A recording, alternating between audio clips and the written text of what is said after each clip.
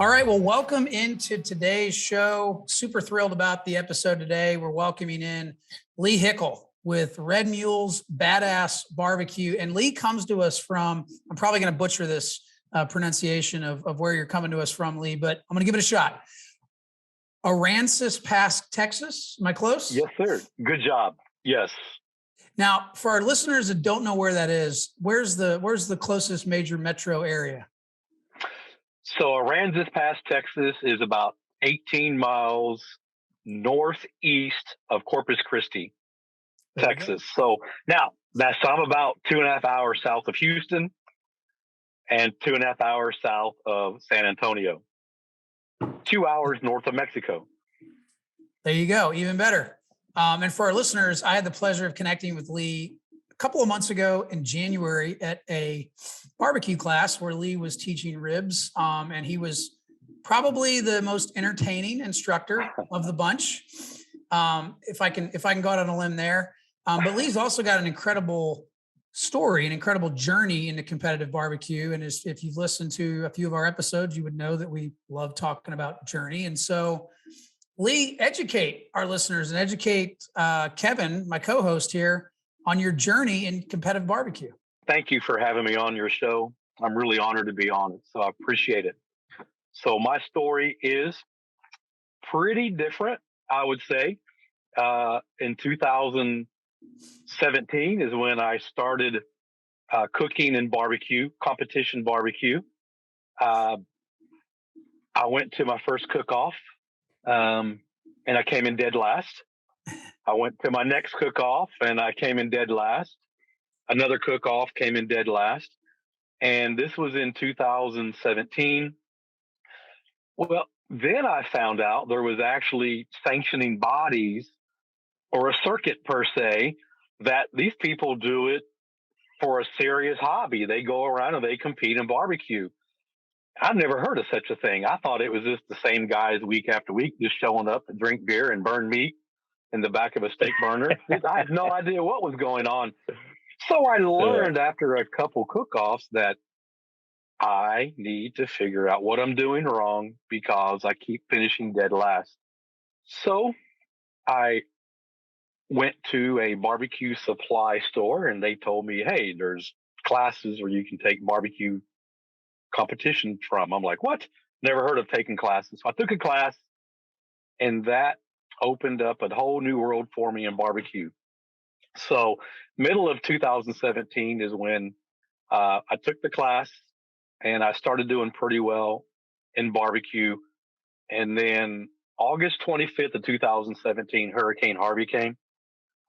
And that completely stopped me from doing any barbecue at all because Hurricane Harvey, I lost my house, lost my office, pretty much lost my livelihood. So I had to focus on regrouping and rebuilding my life and my family's life. So after rebuilding our home and our business, I didn't cook for 10 months. So now let's fast forward to June 30th of 2018. I did a barbecue cook-off in Corpus Christi, 41 teams. I cooked it and I grand championed it. And that was my first cook-off to do in 10 months. A few weeks later, wow. I get an email from the Kansas City American Royal, KCBS American Royal, inviting me to the cook-off at the Kansas City Motor Speedway in September of 2018. And I'd never heard of the American Royal, had no idea what that was. I was so new to barbecue, I'd never heard of the American Royal. So when I got the email, I Googled, what is the American Royal in Kansas City, Kansas? It's a pretty big thing, come to find out. Around 500 teams in 13 countries show up for this weekend cook-off. And I'm like, oh, this is interesting. I'm going to sign up and I'm going to do it. So I signed up, paid my entry fee, did the American Royal. I didn't know. That's my first time ever doing a KCBS competition. So what a better place to do it than at the American Royal with 500 teams. So I wasn't used to putting garnishing in the box, kale or parsley. I wasn't used to cooking pork, but I turned in 4 meats and do very good the first year. But during that timeline, I had become a lifetime member of the International Barbecue Cookers Association. And during that 2019 cooking season is where I learned to be a better cook. I finished 2019 the number one cooker of the year, number one rib, number one brisket, number two chicken. In IBCA, we only cook 3 meats. We don't cook 4 meats. So I qualified to cook in the 2020 American Royal. Well, I guess 2019, 2020. And I hit 5th in pork butt at the American Royal. So I got to walk up in front of the stage with the 5th place pork butt. So I was very happy with that. So I finished my second year in the pro division in IBCA as runner-up for my second year going pro. So, and then last year, 2021, I transitioned into KCBS, and I had to really focus on 4 meats. And my first year doing KCBS was 2021 last year. And I ended the season with 3rd place pork butt, 4th ribs, 7th brisket, 14th chicken, 15th overall. So in just 3 years of going pro, I think I've done pretty well. Yeah, I'd say that's so. amazing. Wow. Yes. So for our listeners, quick rundown of that. So 2019 IBCA Cooker of the Year, 2020 runner-up for the IBCA Cooker of the Year, 2021 first full season doing KCBS and finishes 15th in the country, 3rd pork butt, 4th ribs, 7th brisket, and 14th chicken. So yeah, I'd say you're on the right track, Lee. I'd say you're doing well. Yes, sir. So, I mean, I would ask you, Lee, I mean, because we're a pretty new team ourselves. And I mean, I wouldn't say we've had that level of success in our first 6 months, but what is the biggest difference that made you go from dead ass last to your first grand championship? If you could just kind of tell me that. There had to be something that changed, right? Oh, Kevin, I was embarrassed, right? So I'm retired Coast Guard 22 years, and I'm always been an overachiever, and everything has to be right. I don't want to be last at anything. And plus, I really had a passion or desire to learn more about this barbecue. So when I went to a business that sold competition rubs, they said, hey, there's a class coming up from a professional IBCA cooker. Maybe you should take his class. So I did. It was worth the $700-800 to take his class. And that was just game. I didn't realize about tenderness, texture, different kind of rubs. The judges get one bite to judge your meat, right? You're judging. I mean, you're competing against other teams, and you got a little panel of judges who they're going to eat my meat and somebody else's meat and somebody else's meat. What do I have different with that one bite? So that's when I learned about different injections and brines and rubs. I didn't know you inject brisket, ribs, or chicken. I didn't know you brine chicken. Never heard of that. I thought literally you smoked it, 225 degrees, extra mesquite, more smoke in it to give it that best look. I didn't know I was doing things wrong. I was cooking 2 briskets, 8 racks of ribs, 6, 7 chickens. Keep in mind, in IBCA, we're doing whole chickens. We're not doing chicken legs or chicken thighs. But I'm cooking whole chickens, hoping I can get at least half of a chicken good enough to turn into the judges when I first started off. So that's why, Kevin, I was embarrassed, right, to finish last. And I was motivated after that. Wow. So, I mean, another thing that you just listed off all those meats, are you cooking all of those on like one smoker, or do you break it up so that you can get a better penetration with the temperature? Good question. So I started off everything on one pit, on an actual offset smoker pit. And then I realized that I needed to grill my chicken. So now everything goes on the pit, right? Except for chicken. Chicken's grilled over charcoal or lump, but the brisket, pork butt, and ribs are on an offset with wood. But I cook between 300 and 325 degrees for my 3 meats, the big meats, the brisket, rib, and pork butt.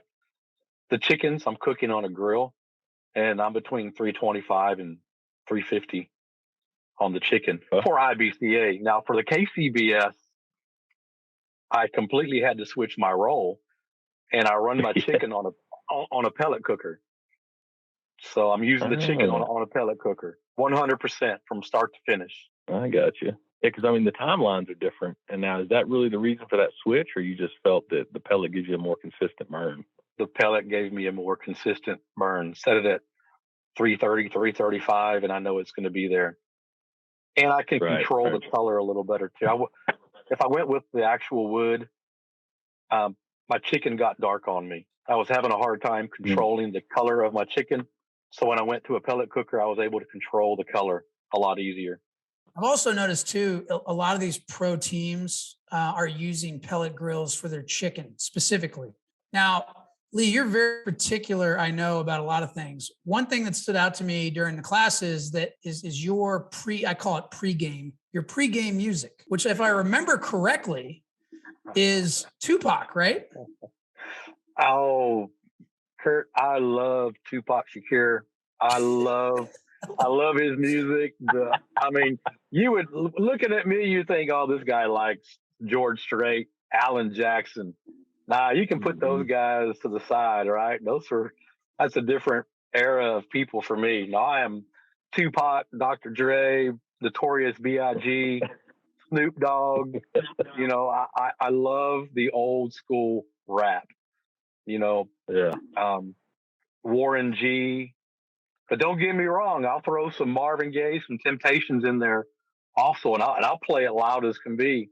But my pre-warm up, the focus when I wake up in the morning on Saturday is 100% old school rap. It is. I love that. And I think you even mentioned it during the class that there are times when your music's so loud, you actually have some people that come in and knock on the trailer door and say, hey, is everything okay? Hey, this is a true story. So in Evans, Georgia, a doubleheader, Philip Breeden from LC Barbecue, he was parked right beside me. And I let him play his country, Texas music, and I don't listen to that. So he was right beside me. He's playing his music, and he reserved grand at day one. And I came in dead last in pork butt, but I had like a top 10 overall finish on day one. Well, day two, I went with my music all day long, old school rap. And you can tell I ran pure defense on him on that Sunday cook-off. I mean, defense to where a lot of people were like, hey, we're not really liking rap too much. I'm like, then get a speaker that is louder than my speaker. I'm in defense mode today, right? And I grand champion day two. Oh sure did. Man, you were living rent free in their mind. Rent free. Hey, there's strategies to this stuff, right? But don't get me wrong, right? I mean, that was a great cook-off doubleheader, and trust me, I'm the guy that's not going to make anybody mad on purpose. You know, if I do, I apologize. I'm kind of quiet. I kind of stick to myself. But my music kind of speaks for me, right? My mom's a retired English teacher, and she also worked the country western radio station. She's a retired disc jockey up in Arkansas. So I grew up with a country western radio background for music. I play trumpet. My mom plays harp and piano, organ. My sister plays clarinet. My dad just plays the radio. He can't play anything. But I grew up listening and loving music. So I like all music, but I've learned to love old school rap, hip hop. So I don't mean to offend anybody out there, but look, folks, you know, I like to play it. So you're right. Yeah, you're right, Kurt. You could ride with us anytime, Lee. Because we're about the same way. We're a little non-traditional in that way. Right. Yes, sir. I love that. Well, it sounds like we're going to have to change up our music selection then at the. Well, you know, yeah. On day two, we tend to put out there what everybody wants. We could psych them out a little bit. You have to. You have to just really like play a little bit of YMCA, a little bit of Village People, you know, some Temptations, Marvin Gaye, throw in some Grand Funk from George Clinton, and then just blare with the Eminem, the Tupac, the Notorious B.I.G. Just knock them out. Then put in some Red Hot Chili Peppers in there as well. And they won't know what the heck is going on with you guys, right? Because they get distracted by that. What the hell's going on over there? Well, then you start walking. That's when you start collecting your hardware and trophies at the end of the day, because you're in your groove. you're set up. You're feeling good about your cook. You look good. You sound good. Your food's going to look good. End of the day, man, you're going to have a good product. I love that. Although I don't know if the GBA folks would appreciate it. Hey, you're just making Georgia barbecue better, Kurt, by doing that. Texas came to Georgia last year, and I didn't know about signing up for any GBA, GBCs. I didn't know about there was a state, an internal state competition, or I would have paid my $35 annual fee. I didn't know about it. I would have finished second in the state last year in GBC if I'd have known about the membership fee. So it's okay to be different. I'm coming from Texas, and I cooked 7 cook-offs, and I would have finished second in the state if I'd have known about the membership fee. So it's okay, Kevin and Kurt, to be different. You know, do your thing. Yeah. It's okay. I mean, be proud of it. And I would ask you that. I mean, did you change your recipe at all? I mean, you hear people talk a lot about, you know, different regions prefer different flavors. Did you turn the same thing in Texas that you did in Georgia? At first I did. Oh, in Georgia. Oh yeah, I did. I didn't cook Georgia right away. I think I did cook Gadsden pretty early in the season. Right. And I think I had a first place brisket maybe in Gadsden, I think. But the Texas teams, you know, with Bill Purvis, Phil Breeden, Dennis Butterworth, and myself, I think we took most of the hardware and the money over there in Gadsden, Alabama. But the answer your question is no. Look, don't change your profile. When I left Super Bowl week to go cook on the East Coast tour. I did 42 cook-offs in 10 months. Went through 23 states. Murdered myself, right? But I wanted to learn, and I wanted to learn everything about KCBS in different regions. When I went to Zebulon, North Carolina, it was my first time cooking North Carolina. I got there on a Thursday. I went into a local barbecue restaurant, and I asked the patrons who were eating, "Hey, I'm from Texas. I'm here for a cook-off. I need to focus on pork butt.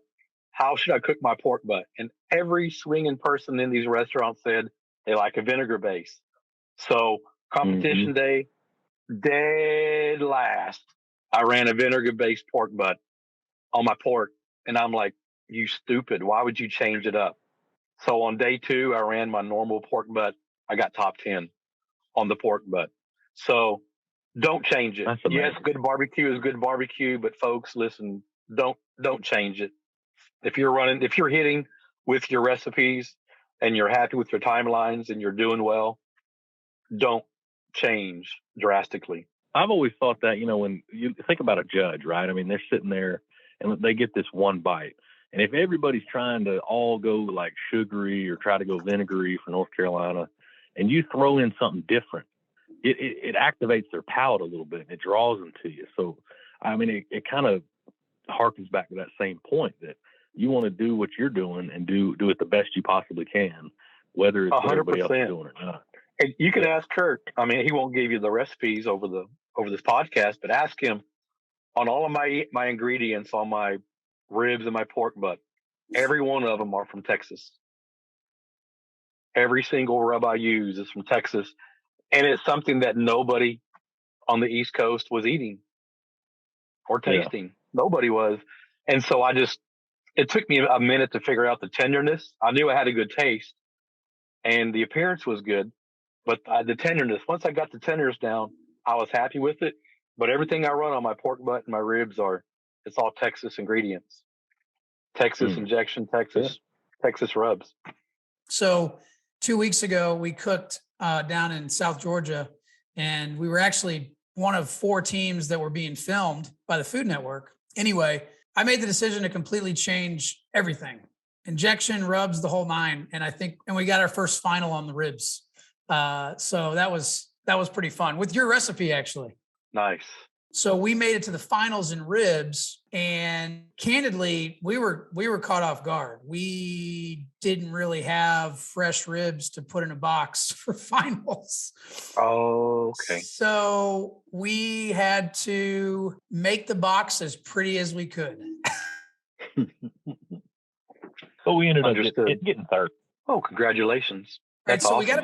we got about 10 left, and I wanted to camp out, Lee, on the backyard cookers, right? The people that are listeners that are probably sitting here going, I don't want to get into competition barbecue, but I want to make better barbecue in my backyard. I want to be king of the neighborhood. So I'm curious, do you have any good, just basic at home rub recipes? Let's start there. Some good backyard rub recipes for the guy that's just sitting around burning meat and drinking beer. Are we looking for all like the main heavy meats, brisket, ribs, chicken, and pork butt, or Yeah, any meat particular?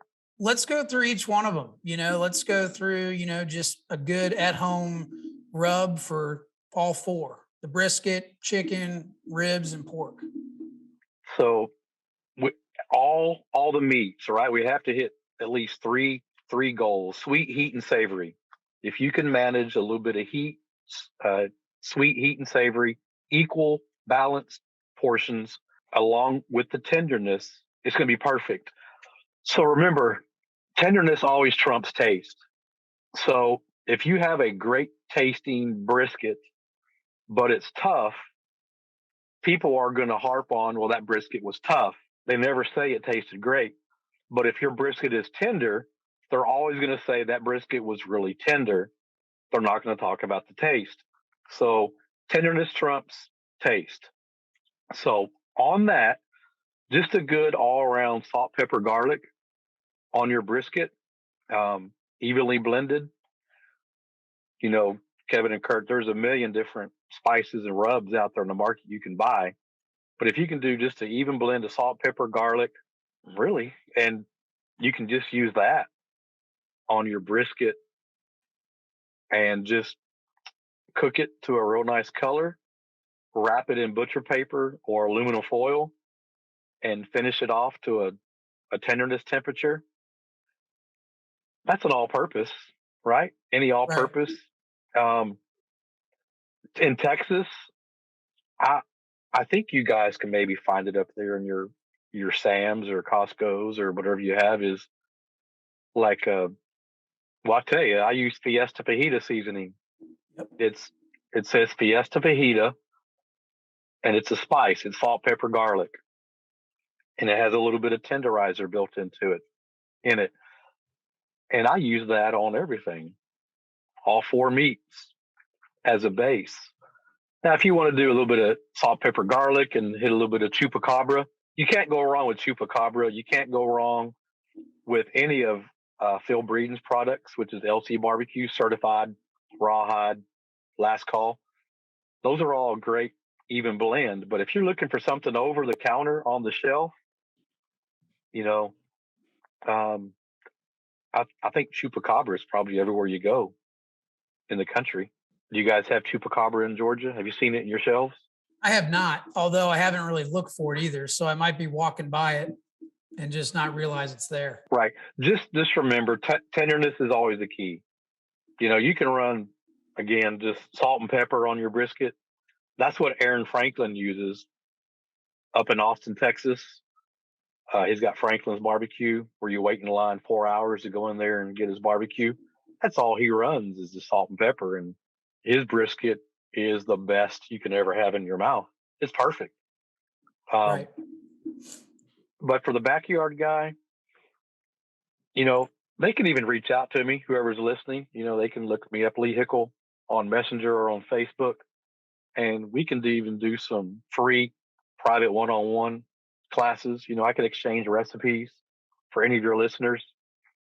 I can't take everything with me whenever I die. So if anybody does want to reach out to me, or even here, barbecuing for newbies, I can give Kevin and Kurt some ingredients, some rubs, and some recipes. And if they want to share it with the listeners as well, I'm happy to do that. Man, there are so many good rubs out there. Just know you want to keep it moist. Chicken, if you cook your chicken on a pit that you have to keep feeding wood into, your chicken is going to be ugly and brown and dark. It's not going to look good. You need to have your pit already at temperature about 325 degrees, right? And don't add any wood to it. The minute you add a dry piece of wood into your firebox, it changes the color of any of your meat instantly, right? So if you're cooking chicken on a grill and you want it to keep that real pretty orange color, light your wood outside in a secondary fire basket. Then when it's lit and it's burning, then stick it into your firebox. So if you're looking for that pretty chicken, don't just throw wood into your firebox. It'll ruin the color of every meat you have. Cherry, same thing. If you're going to throw raw cherry into your firebox, just know within a matter of minutes, it's going to change everything dark mahogany. Yep. So just beware of that. I like to brine. For my church a few weeks ago, I did 444 chicken quarters and 444 sausage links. And I brined all 444 chicken quarters in a Ritter's chicken injection. You can look at them online on Facebook. Doug Ritter's the owner, and you can buy it by a pound or by 25 pound. And that's a great brine and injection for your chicken. So I'm a believer in brining because your chicken will always be moist. Just a 6-hour brine is all you need. Nothing too crazy for. I've even heard people brining in pickle juice. I don't know if you've ever heard that, but Pickle juice, yeah. Pickle juice, and also spritzing their food with pickle juice, a dilution of pickle juice. Yeah. Actually, I see it quite a bit, Kurt, believe it or not.